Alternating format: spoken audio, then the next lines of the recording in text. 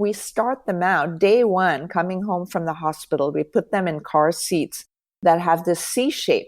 And in effect, we're training them from day one to tuck their pelvis. And then they go to school and they sit like that. And if you sit on your tail, so to speak, the building block stack is disrupted and the upper part curves forward. Your head goes forward, your shoulders go forward. And then our common fix for that, like every parent telling their kids, sit up straight, stand up straight, you're adding a second problem. Now you're asking them to sway their back, to thrust out their chest, squish all the elements in the low back. You haven't really gotten to the root of the problem, which is that they've tucked their pelvis. And when we give directions, not only to our kids, but also to our, if you're in a fitness class, it's like, tuck your pelvis, sit up straight, thrust your chest out, lift your chest. All of these directions are not only unuseful, but they're actually problematic. They actually do destruction.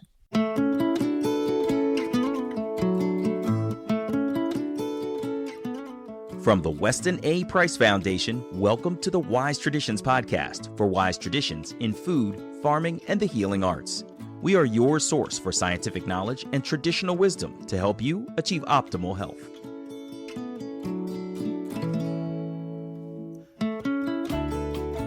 Hey guys, I'm Hilda Labrada Gore, and this is episode 188. Our guest today is Esther Gokhale. Esther is the author of 8 Steps to a Pain-Free Back and the founder of the Gokhale Method Institute that helps people rediscover pain-free posture and movement. Esther herself struggled with crippling back pain, which you'll hear more about in just a bit. And you'll learn what she discovered along the way that has helped innumerable people around the world. All of us have a long way to go, actually, when it comes to understanding the way to stand, sit, and move that is in keeping with what worked for our ancestors as long as they've been on the earth. On today's episode, we gain insights on how we have been taught to sit and stand incorrectly, causing stress and tension in the body. Esther gives tips for how to sleep and sit differently, the correct position of the pelvis when standing, and more. It's a liberating, even mind-blowing conversation that I can't wait for you to hear. Before we get into it, we want to recognize our sponsors. Vintage Tradition. Just in time for chapped, sunburned lip season, Vintage Tradition has come out with 4 great flavors of their tallow balm that you know and love in a convenient tube: citrus shine, peppermint stick, vanilla bean, and totally unscented. Protect your lips naturally at vintagetradition.com. And for a limited time, get 10% off your entire order with a coupon code PODCAST10. And Ancestral Supplements. Intestines with Tripe by Ancestral Supplements, putting back in what the modern world has left out.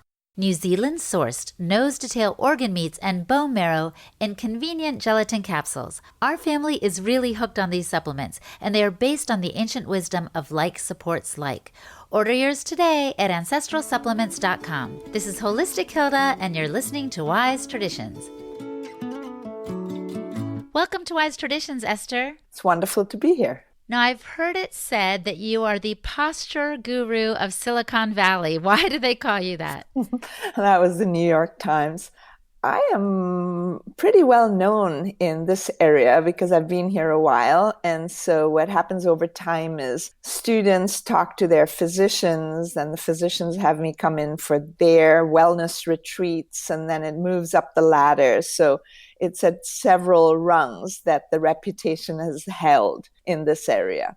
And now it's spread around the world. But it starts as a grassroots instruction for end users with back pain, usually. And a lot of people struggle with lower back pain. I think especially in the United States, it's trending upward. Is this related to our posture and what you call structural integrity? I think so. And it's actually the number one cause of dysfunction globally.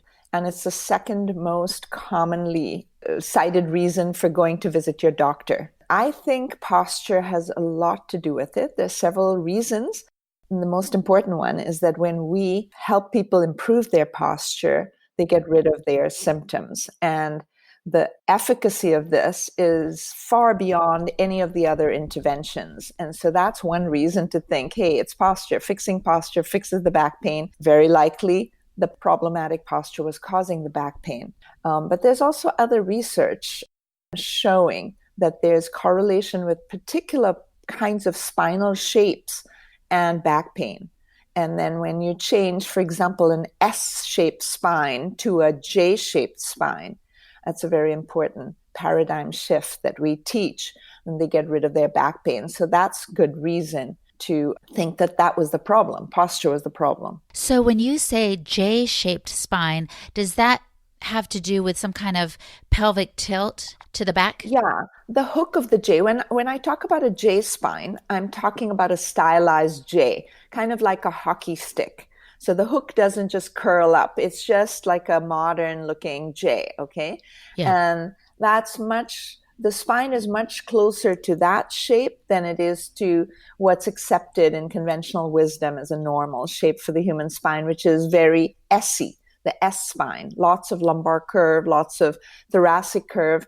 And I think we're overdue for a paradigm shift. I think part of why we have so much trouble with our backs is because we are using a wrong paradigm. I think it's as wrong to say that the human spine is S-shaped as it used to be to say that the earth is flat. And we need to just shift that. The earth was never flat, and it took us ages to realize it was round. And now we need to realize that the human spine is J-spine, not S-spine. Yeah, that's a huge shift. Needs to happen. I have an image coming to my mind of a traditional tribal person somewhere in the world. I feel like I've seen pictures all around the world of people standing in this kind of J-spine position. And yet, you're right, we've been told to stand differently, to tuck our tailbone under.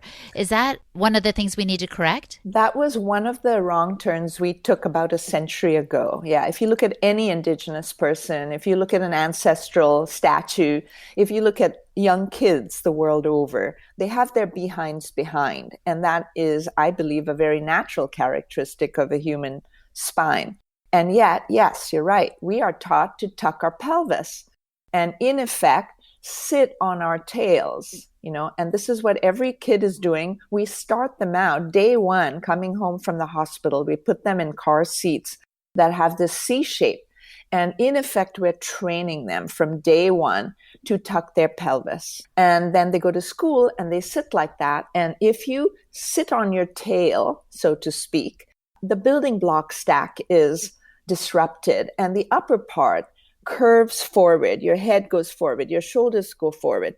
And then our common fix for that, like every parent telling their kids, sit up straight, stand up straight, you're adding a second problem. Now you're asking them to sway their back, to thrust out their chest, squish all the elements in the low back. You haven't really gotten to the root of the problem, which is that they've tucked their pelvis. And now you're adding a second problem, a compensation to make the appearance of being upright. So this is a huge problem, and there's multi-layered. Then we design furniture to fit this shape, and our clothing is sewn to fit this S-shaped spine. And when we give directions, not only to our kids, but also to our, if you're in a fitness class, it's like tuck your pelvis, sit up straight, thrust your chest out, lift your chest. All of these directions are not only unuseful, but they're actually problematic. They actually do destruction. Oh my gosh, you are blowing my mind right now because I feel like in life, what we do in the early years does set the stage for what happens down the line. So you're right, we're training our bodies to be in this unnatural position and creating the scenario that's going to lead to back pain and other problems. I mean, it's once your eyes are open to it, as a parent, for example, it's a little horrifying that you've set your kid up for self-destruction. And I can't tell people to not use those car seats, but I do instruct parents to get their kids out of there as soon as the journey is over. Don't leave them sleeping there and taking them to the restaurants and so on and letting them learn this shape. And when it comes to other things like umbrella strollers, forget them. Anything that makes your kid a C shape is problematic. You want a straight back. You want room for their behind. It's called a behind for a reason. It's really meant to be behind. And then you want to train them, in effect. You're teaching them movement vocabulary as you hold them. And so this is all very important. And then that needs to play out through life. Like the furniture you use is extremely important. It has to reflect a healthy shape and allow a healthy shape instead of coaching you to be some destructive shape. So now that you're mentioning this, it makes me think about the new movement to sit on stability balls or kind of bouncy balls in some schools, and some people do this in their offices. Is that a good idea? Does that help us return more to the normal shape? It's a lot better than the average chair, which slants backwards towards the back and encourages a pelvic tuck.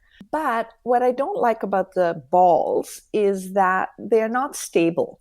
And one of the effects that I like to teach students is the movement in the spine that accompanies the breath. So there's a very nature designed for movement to happen in your spine while you sit or stand at your desk, anything like that. Just in the background is a byproduct of breathing. There's a sort of natural lift with the inhalation and a settling with the exhalation. You can think of it as your inner massage therapist if you want. And, that is designed to go on in the background because this part is so important. It's carrying precious cargo. Every nerve that it goes to your body starts somewhere there. And so you want it kept in motion even when you are sedentary. And when you sit on something unstable, you lose that effect. The muscles do not relax enough to allow for this natural rise and fall with the breathing. So I prefer a stable chair, but with a seat that is well designed to tip your pelvis forward, not tuck it. Sometimes those balls are marketed as helpful to provide abdominal exercise because you're kind of jiggling around on a ball all day. And that's pretty lame. If that's how you're getting your abdominal exercises, that's not really great. You want to get up and move around and develop your abdominal tone elsewhere. Wow. Well, you're laying down the challenge. I'll think about that the next time I want to jump on one of those balls. But let's pivot a moment and talk about clients that you've worked with, because it sounds like you have a very thorough protocol for correcting this S-shaped spine and getting it more into that primal posture. Can you tell us the story of maybe one client or individual who saw their health improve or their back pain dissipate as they went through your program? Well, there's someone on my mind right now, and that's Joan Baez.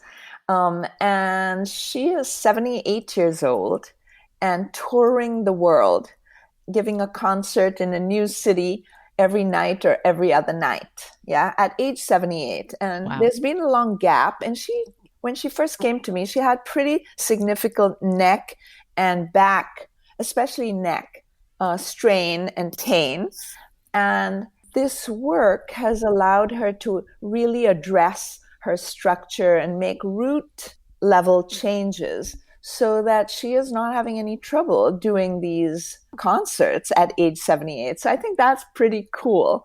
And, I really love her music. So it's particularly gratifying to see her go to a higher level of function, and even at an age where many people think you would be winding down. Absolutely. And it's also encouraging to know it's never too late to address our structural integrity. Never. We have 100-year-olds, and you can almost always help people improve. It's like a cheat sheet they were never given, So once they have this cheat sheet of how you're meant to be architected and move, then all kinds of improvements fall out of that. It's like little secrets that shouldn't be secrets. Posture for dummies.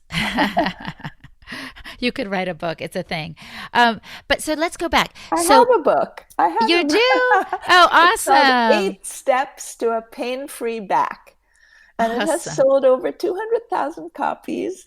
And it has been translated in 10 languages. And it's a step-by-step guide on how you stretch sit and stretch lie and stack sit, and tall stand and hip hinge and glide walk, and all of these techniques that we prefer to teach hands-on. And therefore, I've trained like 50 teachers around the world to give courses and consultations to people hands-on, because that's the best way to get it. But the book goes a long way towards giving people the ideas and the beginning techniques to make improvements. Well, and we will definitely put a link in the show notes to that book so people can check it out. Awesome. But let's review again. Is primal posture primarily that J shape you were describing earlier? That's a big part of it because it has been so misunderstood, like the basic shape of the spine. Yeah, but there's much more to it. There's how you bend, how you walk. Everything has a healthy, natural way.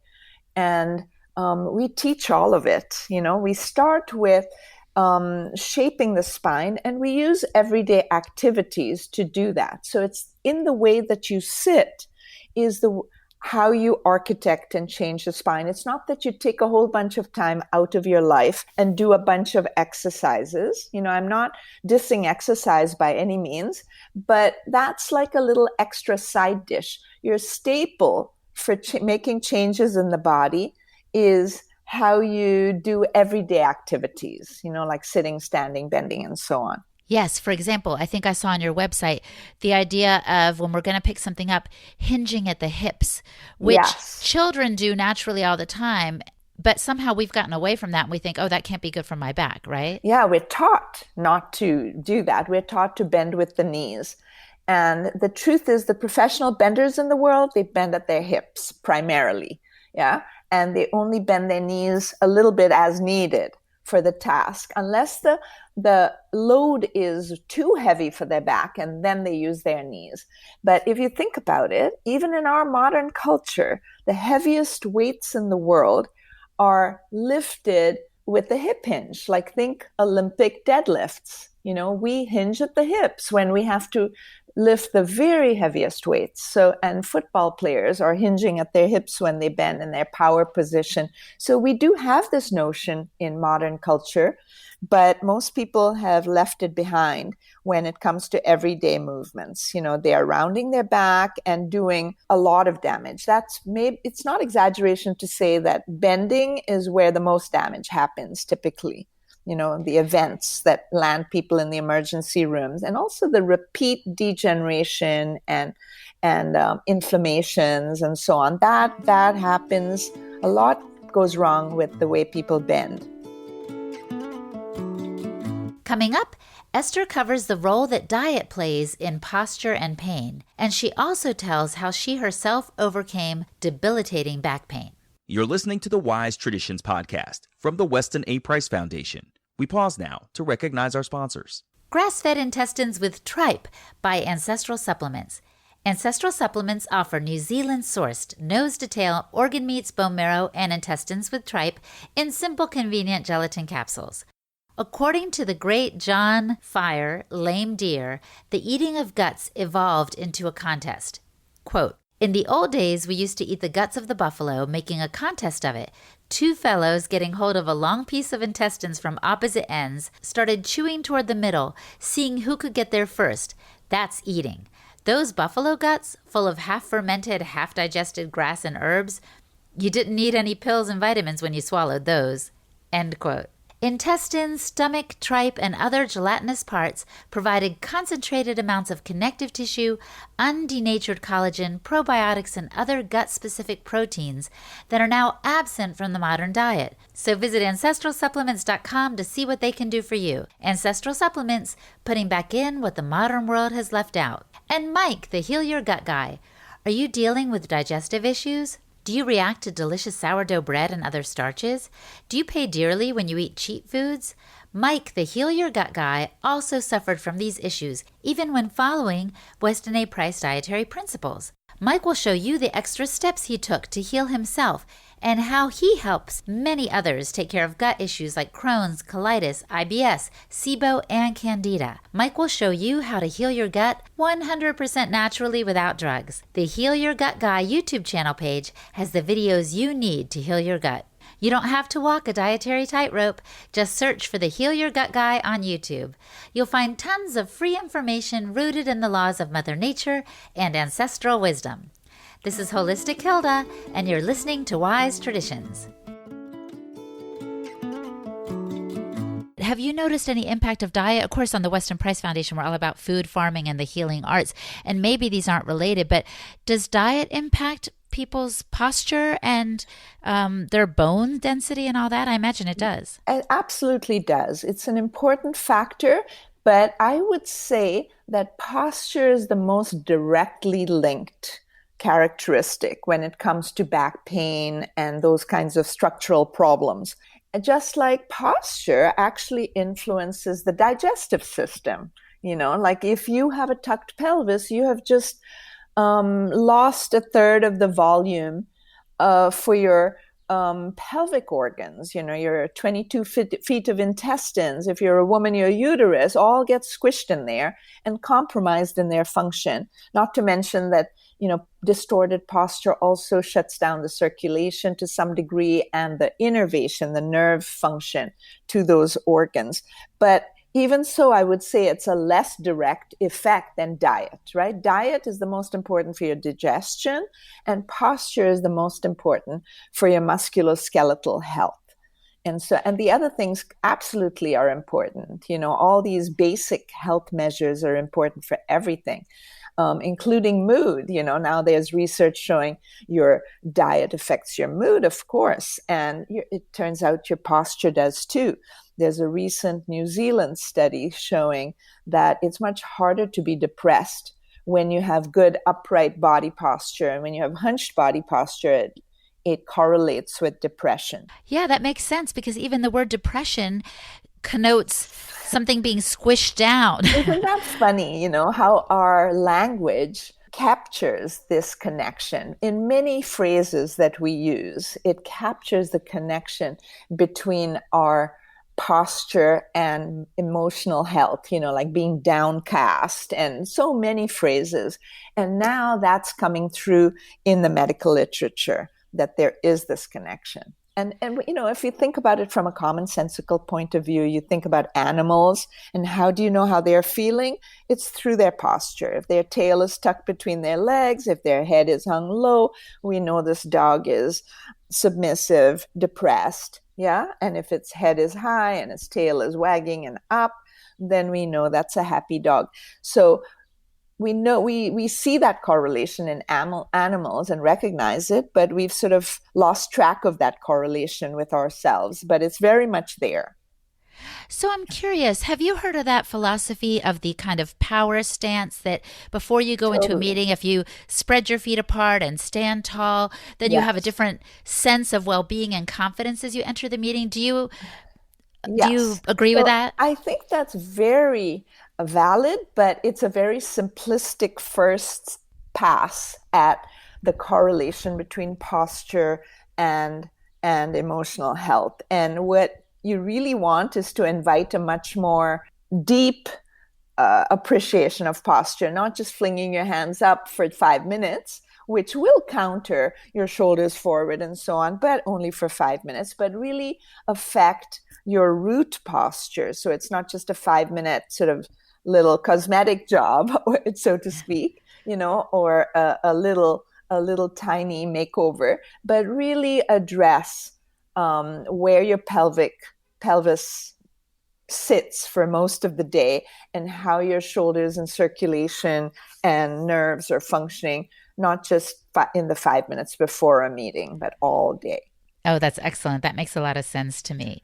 Now, talk to us a little bit about our position or posture as we sleep. What do you recommend, Esther? So there are 2 reasons to try to improve your sleep posture. One is so that you enjoy better health while you're sleeping, deeper sleep, better circulation, and all of that. And the other is to let your brain get accustomed to improved architecture. It's an opportunity, because you have the bed, and however you set yourself down for the night, you're likely, especially if it's a comfortable position, to last there for some time. And then your brain is learning this improved architecture. So the most important characteristic is to have extra length.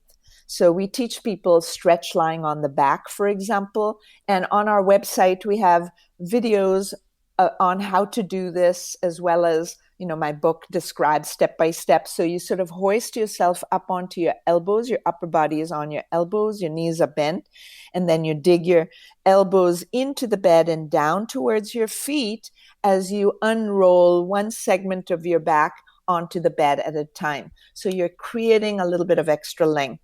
There's also a technique, stretch lying on the side, and I describe, that's a little harder. I describe it in my DVD. And again, the basic principle is that you're adding length, but there you're also focusing on the pelvic position and the J-spine, having your behind behind. And if you can have that extra length and a sound shape in your back, then you will last longer in that position. You will sleep deeper. And then your brain is learning it for standing and walking and all these other activities. I understand that 1/3 of our lives is spent asleep. Why not take advantage of those moments when we're resting to train our bodies in the right direction? Indeed. So, it just takes a second or two, and all the effects are positive. It's not a sacrifice. The only sacrifice is that it takes 1 or 2 seconds to arrange yourself well, to add this extra length, to arrange your shape better. So, and it does take some learning to know how to do that. But, once you've learned, your body just loves it. It just feels so comfortable. It's one of the first effects that people comment on. We teach courses, and there are 6 lessons. Sometimes we have an intensive course in one day, a pop-up course. But when we teach several lessons, people invariably come back from the first lesson and say, I'm shocked. I woke up in the morning. I was in the same position that I went to sleep in. I mean, that's quite a common report. And that includes people who say, I've never slept on my back in my life. I've never been able to, but I was just so comfortable. So that is not a big sacrifice, right? It's like a few seconds. It's worth it. Definitely. Now let's talk a little bit about the researcher science that indicates what the role is of the spine in our movement and our overall health.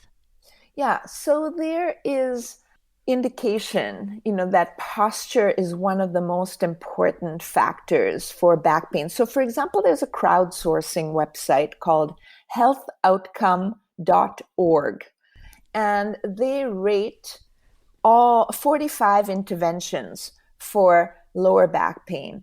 And so it's crowdsourcing. So they have over 157,000 people who have left reviews on every intervention they've tried for their lower back pain. And that includes all the well-known ones, massage and chiropractic and physical therapy and epidural injections and surgery and you name it. And the one that comes out on top, the number one, is the Gokhale Method by a very, very big margin. And posture in general comes up extremely high. So right there is data, third-party data, saying that posture is really, really important for back pain. And, now there's increasing evidence that posture helps physiological health and psychological health, helps mind state. So I'm really looking forward to more controlled studies. And we've done in-house studies showing that we get pretty spectacular results. Lots of people go from having severe problems to having no problems or much improved symptoms. So, there's more studies to be done. Like in your field, there isn't pharma money, that's invested in doing these studies. It's hard to get the funding, the initial funding going, showing that posture helps back pain and helps general health. But it's coming slowly. Yes, I believe it. And tell me, have you personally experienced this, Esther? I don't really know your story and relationship to posture. Well, I started the hard way, like most people do. I had severe problems with an L5-S1 disc herniation that started in the 9th month of pregnancy with my first child. And I had horrible pain, like an ice pick in my butt, and I couldn't pick up my baby after she was born, and I couldn't pick up a cooking pot, and I couldn't sleep through the night more than 2 hours without severe spasm. And I had tried all the usual things, chiropractic, acupuncture, massage, physical therapy, exercises, me checking my head, you name it. And I hadn't gotten good results. And it wasn't till I changed my structure and I did all the things that I now teach and that I've written about in my book that I got a solution. And the solution was complete. I completely got rid of my back pain. It's over 25 years. I've not had an ache or a pain or a twinge. I had been told not to have any more children after, I ended up having surgery for my back because I was desperate, a laminectomy, discectomy. And then I was told, you have a weak back, you have numerous bulging discs, we recommend no more kids. And that was a blow to me. But after I sorted out the true cause of my pain and I changed my structure, my spine is now J-shaped, not S-shaped. I used to be a gymnast when I was a kid, and I used to be a yoga model in Bombay, and I used to thrust my chest out and arch my back, and I had internalized that posture. And after I changed all of that, using the techniques I now teach, it just completely took care of my back pain. And I had the confidence to have 2 more children, no problems whatsoever. And now I have the pleasure to teach other people how to empower themselves, that they're actually better designed than they've been given to believe. And that, even if you have weak ligaments and you've had surgery in the past, there's hope. You can improve your posture, you can improve your experience of life. And that there are all these wonderful side benefits. Like my earliest one was a huge increase in energy. It's like I'm out of my own way. My blood flows well. My nerves are not getting impinged at the roots, and lymph drains well. And, my structure is supporting my physiology and my health. Wow. Well, you've given us so much food for thought. And as we've been speaking, I've been working on my posture as well. Oh, nice. But do tell me, if the listener could do one thing to start to address this erroneous paradigm of the S-shaped spine and to more of a primal posture, what would you recommend that they do? Where should they start? I think lengthening the spine is the best place to start. It's a little bit like if you want to remodel something, like suppose you want to make a clay pot, you start with preparing the clay. You can't just force changes on its shape, because then you're going to crack the clay and have events. You're going to squish some disc or pinch some nerve. And so you first want to start with elongating your spine. And there are 2 techniques that are like low-hanging, juicy fruit that can help you do that. And one is stretch sitting, and the other is stretch lying. And I described stretch lying briefly. And stretch sitting, anytime you are sitting, you want to lengthen your back by curving your rib cage forward and undoing any sway you have, and pushing with your hands against the seat so as to further kind of ease your back into extra length before you attach it to some kind of outcropping in the backrest. And I have implements that I've designed for this, but people can also just use towel to hook themselves so that they retain the stretch. And I have these techniques in videos, clips on our channel on YouTube and on our website, so people can learn them. These are the easy techniques to learn. And that's an additional reason to start there. Start elongating your spine. These are easy techniques. They are safe, and they prepare you for the subsequent remodel that you can do, because usually this gives you immediate gratification, and now you're encouraged to learn more. So that's where I recommend beginning. There are other ways to elongate the spine by using the deep muscles in the belly to engage and make you a little slenderer, and then the stuff has to go somewhere, so that makes you taller. But that's step 2. First, do the easy ones. Stretch sitting, stretch lying. Make yourself a little taller, a little more relaxed, and a little more protected. I love it. If we start with the easy stuff, then we will be inspired probably to continue on. So thank you so much, Esther, for this conversation. It's been really enlightening. It's been a pleasure.